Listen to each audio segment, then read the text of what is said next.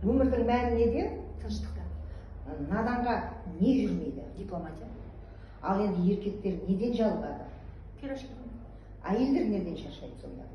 Тұрақсыздықтан. Еркек қашан құтырынады? Тойынғанда. Әйел ше, қай кезде бұзылады әйел? Жоқшылықтан. Сонда балаға не жетіспейді? Иман. Негативті комментарийлер көп. Оған қалай қарайсыз? Блок.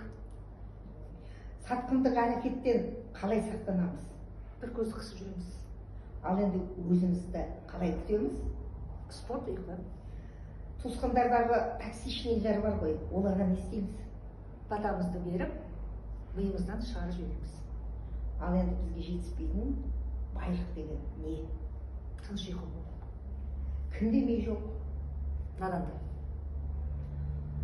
Ал мына еркектердің кім жақсы? Қандай еркек жақсы? Малтапқыш. Ал қандай әйелдер сүйкімді? Тапқанға шүкір дейтін қанағатшыл. Қазіргі заманда ең қымбат нәрсе не бізге? Қазіргі заманда уақыт пен көңіл.